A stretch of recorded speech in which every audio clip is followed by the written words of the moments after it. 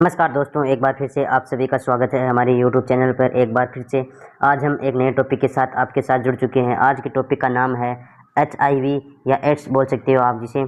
क्या HIV और ads दोनों सेम होते हैं? नहीं, बिल्कुल सेम नहीं होता है। पहला क्वेश्चन यहीं से उठ जाता है कि HIV और एड्स क्या सेम होते हैं? HIV एड्स और कभी दोनों ये सेम नहीं होती है। जब पेशेंट HIV का लंबे समय तक रहता है, उसमें HIV रहता है, तो पेशेंट में एड्स की कंडीशन है वो दिखने जाती है। इसमें सबसे बाद में क्वेश्चन उठते हैं तो उसके फुल फॉर्म के नाम से उठते हैं, तो जिसमें आप देखते हैं ह्यूमन इम्यूनोडिफिशियंसी वायरस जो HIV की फुल फॉर्म है। इसके बाद आपकी एक्वायर्ड इम्यूनोडिफिशियंसी सिंड्रोम जो कि आपकी यहाँ पर फुल फॉर्म है एड्स की। इसके बाद हम बात करने वाले हैं डेफिनेशन के बारे में कि क्या डेफिनेशन इसकी रहने वाली है। डेफिनेशन की अगर यहाँ पर हम बात करें तो डेफिनेशन में लिखा है HIV इज ए वायरस, यानी HIV क्या है? HIV एक इज ए वायरस है that attack of the body immune system.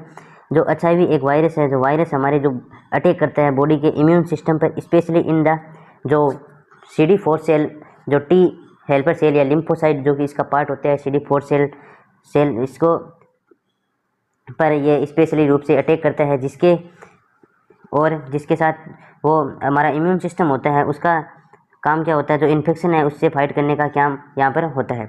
इसके बाद हम देखें तो नॉर्मल CD4 सेल क्या होती है। नॉर्मल CD4 सेल कितनी होती है? नॉर्मल CD4 सेल यहाँ पर 500 से 1500 mm³ होती है, और यहाँ पर HIV की कंडीशन आ जाती है तो यहाँ पर आपकी CD4 सेल है वो डिक्रीज हो जाती है 200 से भी नीचे। इसके बाद यहाँ पर हम देखें तो क्या लिखा है कि AIDS is a most advance stage of HIV infection. AIDS क्या होता है? AIDS is a most advance stage of HIV, यानी जब HIV से पेशेंट जूझ रहा है तो इसकी जो मोस्ट एडवांस स्टेज होती है जिसे हम एड्स के नाम से जानते हैं। इसमें आगे लिखा है जो mark by the severity week immune system and the presence of the opportunistic infection and cancer.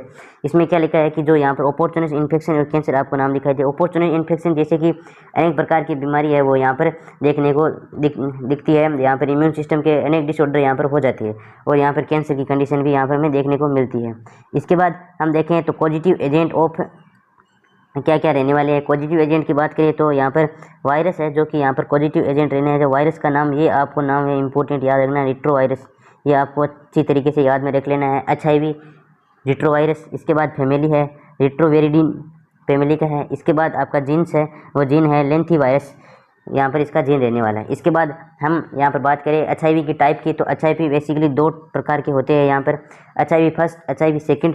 HIV first most common more variant होते हैं, जो कि ये मोस्ट कॉमन और मोर वेरिएंट यानी काफ़ी लोगों में यहाँ पर ये दिखाई देती है। इसके बाद HIV सेकंड है वो लेस ट्रांसमिसेबल होती है और most found in western Africa, यानी जो वेस्टर्न अफ्रीका के लोग होते हैं उसमें ये मोस्टली फाउंड होती है।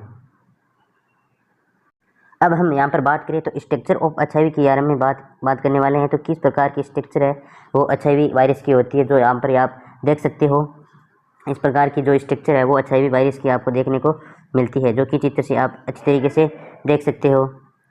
जिसमें आपका यहाँ पर क्या दिखाई देता है, यहाँ पर इन्वॉल्व वायरस विथ, यहाँ पर जो आपका RNA जीनोम होता है वो सिंगल स्टैंडर्ड यहाँ पर दिखाई देते हैं। इसके बाद एंजाइम कौन से होते हैं? एंजाइम होते हैं आपका रिवर्स ट्रांसक्रिप्टेज, और इसके बाद इंटरग्रेज प्रोटेज जो आपको यहाँ पर एंजाइम है वो यहाँ पर देखने को मिलेगी। इसके बाद सरफेस प्रोटीन जो कि आप यहाँ पर देख सकते हो, मैं अच्छी तरीके से आपको दिखा देता हूँ। यहाँ पर जो आपको दिखाई दे रहे हैं ये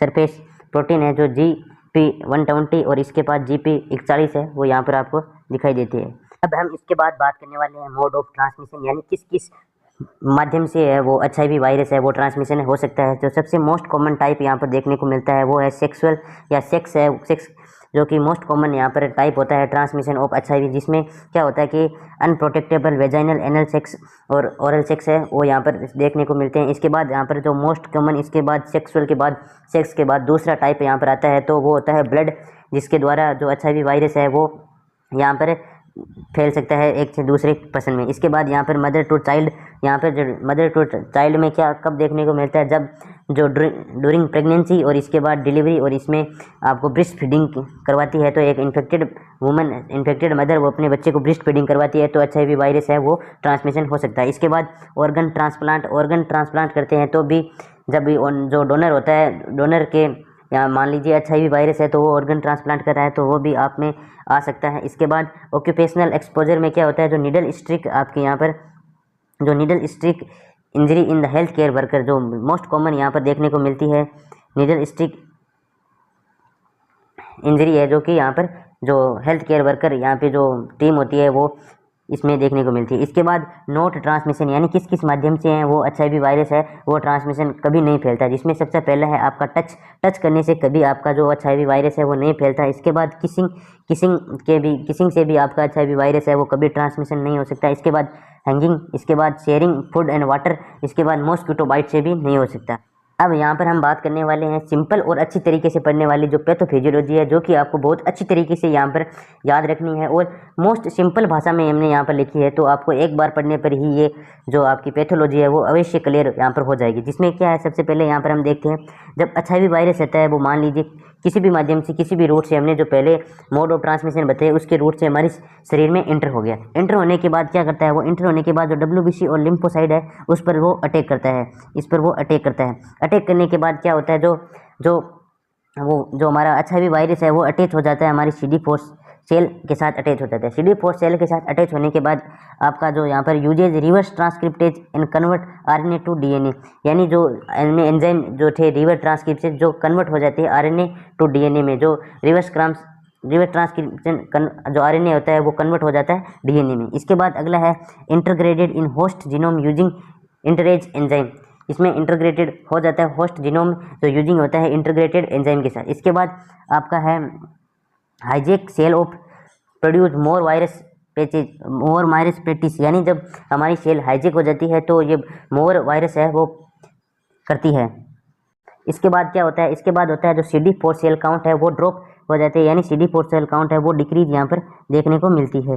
जो हमने पहले बताया कि CD4 सेल डाउन कितनी आपको यहाँ पर याद रखना है कि CD4 सेल की नॉर्मल रेंज कितनी होती है, नॉर्मल रेंज आपको 500 से 1500 क्यूबिक होती है, परंतु जब HIV की कंडीशन आ जाती है तो लेस देन यानी 200 से भी आपको यहाँ पर कम हो जाती है आपकी CD4 सेल काउंट। इसके बाद आपका जो इम्यून सिस्टम है वो वीक हो जाता है और वीक होने से बाद आपको जो एड्स है वो कंडीशन यहाँ पर आपको दिखाई देती है। तो ये थी एक सिंपल पैथोलॉजी। आई होप आपको जो पैथोलॉजी है वो बहुत अच्छी तरीके से समझ में आई होगी। अब हम बात करने वाले हैं stage of HIV infection. HIV infection की कितनी जो 3 मोस्ट स्टेज है HIV इन्फेक्शन की, जो कि पहली है एक्यूट इन्फेक्शन, दूसरी है आपकी यहाँ पर क्लिनिकल लेटेंसी, इसके बाद है एड्स स्टेज। इसमें सबसे पहले एक्यूट इन्फेक्शन में क्या होता है, एक्यूट जब भी हमें HIV वायरस हो जाता है तो हमें एक्यूट यानी जो पहले जो सिम्टम दिखाई देते हैं उस कंडीशन को हम एक्यूट इन्फेक्शन के नाम से जानते हैं, जिसमें क्या होता है जो हमें flu like symptom high viral load वो हमें देखने को मिलता है। इसके बाद क्लिनिकल लेटेंसी में क्या होता है, जो इसमें आपको नो सिम्टम और mild symptom virus still replicated slowly, यानी इसमें आपको नो सिम्टम यानी सिम्टम इस स्टेज में आपको दिखाई नहीं देते और दिखाई देते हैं माइल्ड जो आपके सिम्टम है वो भी आपको यहाँ पर नहीं दिखाई देते हैं और इसके बाद स्लोली ये रिप्लिकेटेड होती रहती है। इसके बाद हम बात करने वाले हैं थर्ड स्टेज की। थर्ड स्टेज एड्स स्टेज है, जिसमें आपकी क्या होती है CD4 सेल काउंट है जो हमने पहले बताया था कि आपकी 200 से कम हो जाती है और जिसके कारण आपके और प्रेशर ओपोर्चुनिस्टिक और इन्फेक्शन की ज़्यादा बढ़ जाती है चांसेस। ये थी स्टेज ऑफ HIV इन्फेक्शन। अब हम बात करने वाले हैं सिम्टम ऑफ HIV वायरस के, कौन कौन से ऐसे सिम्टम है जो हमें HIV वायरस है वो होने पर या एड्स होने पर आपको यहाँ पर दिखाई देने वाले हैं। तो सबसे पहले हम बात करने वाले हैं अर्ली स्टेज। अर्ली स्टेज में 2 से 4 वीक आफ्टर इन्फेक्शन, यानी 2 से 4 वीक इन्फेक्शन होने के बाद क्या क्या सिम्टम है वो आपको दिखाई देने वाले हैं। इसमें सबसे पहला सिम्टम है आपको fever, fatigue, sore throat, swollen lymph nodes, इसके बाद रेसेज, इसके बाद मसल्स जॉइंट पेन आपको देखने को मिलेंगे। इसके बाद आपकी जो क्रोनिक स्टेज है, क्रोनिक स्टेज को यहाँ पर आपको क्लिनिकल लेटेंट स्टेज भी बोल सकते हैं, जिसमें आपके सिम्टम है वो यहाँ पर सिम्टम है वो कई सालों तक आपको नहीं दिखाई देते हैं। इसके बाद ग्रेजुअली CD4 सेल डिक्लाइन हो जाती है। इसमें आपके जो चौथा जो हमने तीसरी स्टेज पढ़ी थी एड्स, एड्स में क्या होता है, एड्स की कंडीशन हो जाती है तो हमें सबसे मोस्ट कॉमन जो दिखाई देने वाला कोज होता है, साइन सिम्टम होता है वो है हमारा वेट लॉस यहाँ पर हो जाता है। इसके बाद क्रोनिक डायरिया की कंडीशन भी हो जाती है। इसके बाद परसिस्टेंट फीवर यानी लगातार आपको फीवर या बुखार होती रहती है। इसके बाद नाइट स्वेट आपको यहाँ पर होती है। इसके बाद ओरल थ्रस्ट होती रहती है। इसके बाद ओपोर्चुनिस्टिक इन्फेक्शन, जिसमें आपका TB न्यूमोसाइटोस्टिक निमोनिया भी आपको यहाँ पर देखने को मिलता है। अब ओपोर्चुनिस्टिक इन्फेक्शन इन एड्स, यानी कौन कौन सी जो ओपोर्चुनिस्टिक इन्फेक्शन है वो एड्स में दिखाई देती है। तो यहाँ से बहुत बार एग्जाम में क्वेश्चन भी आए हैं, MCQ के रूप में भी क्वेश्चन आए हैं, तो आपको ये टॉपिक है वो अच्छी तरीके से यहाँ पर क्लियर कर लेना है। जो जिसमें सबसे मोस्ट ऑपोर्चुनिस्टिक इन्फेक्शन है वो एड्स में आपको दिखाई देता है, तो वो है टीबी, ट्यूबरकुलोसिस, जो कि आपको बैक्टीरिया के इन्फेक्शन के माइकोबैक्टीरियम ट्यूबरकुलोसिस है, जिसके इन्फेक्शन के कारण आपको यहाँ पर टीबी की कंडीशन है वो देखने के मिलती है। इसके बाद कैंडिडियासिस, जो कि ओरल और इसोफेजियल दोनों हो सकती है, जो आपके फंगल इन्फेक्शन है उसके कारण यहाँ पर होती है। इसके बाद कोपोसिस सार्कोमा भी आपको यहाँ पर देखने में मिलती है, इसमें आप कैंसर बोल सकते हो, आपको कैंसर बोल सकते हो। इसके बाद निमोसाइटिक जीरोबेलिसिल निमोनिया, जिसे आप पीसीपी भी बोल सकते हो। इसके बाद साइटोमेगलोवायरस, जिसे आप सीएमएस वायरल जो इन्फेक्शन है इसमें आप बोल सकते हो। इसके बाद आपको टॉक्सोप्लाज्मोसिस हो सकता है। इसके बाद है क्रेप्टोस्पोरिडिसिस भी आपको यहाँ पर हो सकता है। इसके बाद हम बात करें डायग्नोसिस ऑफ HIV, यानी कौन कौन से ऐसे टेस्ट है जिससे हम HIV है वो डायग्नोसिस कर सकते हैं। तो हम डायग्नोसिस के बारे में बात करें तो कन्फर्मेटिव डायग्नोसिस की बात यहाँ पर बात करने वाले हैं। तो कन्फर्मेटिव डायग्नोसिस है वो HIV का है वेस्टर्न ब्लॉट एसे टेस्ट। यहाँ पर जो HIV का कन्फर्म यहाँ पर टेस्ट के बारे में, कन्फर्मेटिव टेस्ट के बारे में पूछे तो आप यहाँ पर ये कर सकते हो।